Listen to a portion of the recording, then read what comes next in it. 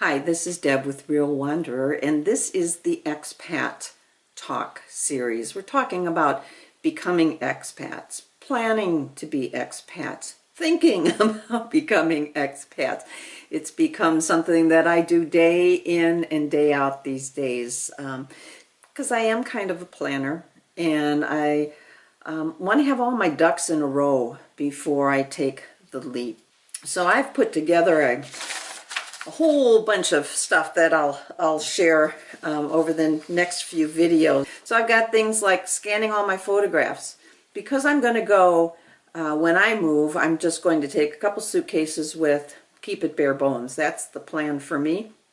And so I've got tons of old photos that I have that I really don't, I don't want to just toss. I want to have those memories with me. But I'm not going to bring boxes of photos with. So I'm going to scan all my old photos and make them digital.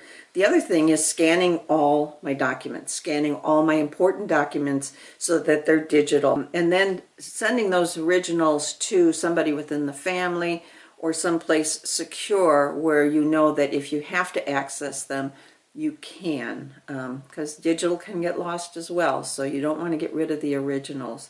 But I want to find out about estate sales, and there's companies that handle that, so I need to contact the estate sale company, find out how they handle it, find out what their take is out of the proceeds, how much lead time they need, all those kinds of things. So that's on my list here, is to contact the estate sales company.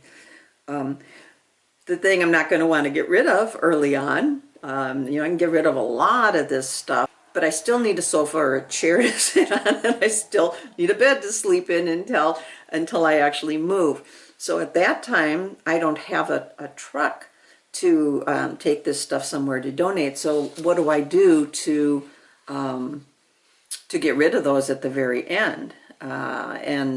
So the question is, are there companies, are there places, are there services that'll come and pick those up for you? What's the cost? I believe like Goodwill will come up and will come and collect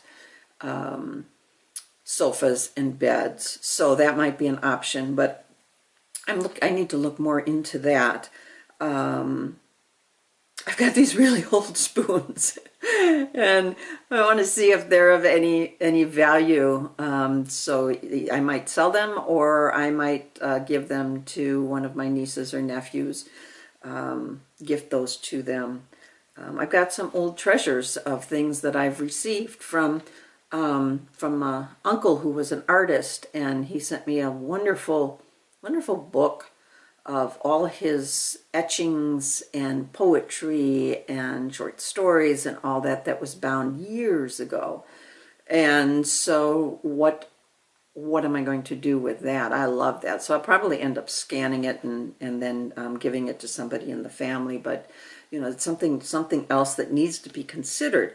All these things take time. So not only do you want to make a list of the things that you need to do, but you also need to play it out in terms of timing. When do they need to be done? Some things will need to be done early on, and some things can wait a little bit longer and be done closer to the end, like the bed and the sofa.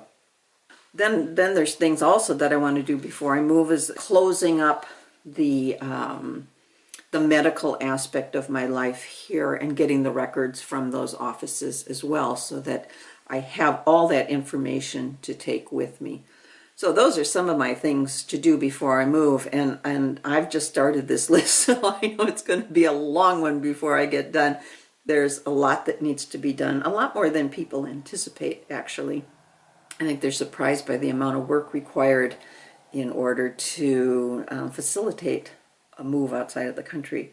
So I'd like to know, what did you do in your preparation and planning? What would you have done different now? Share your comments below, and let's talk about things to do before the move.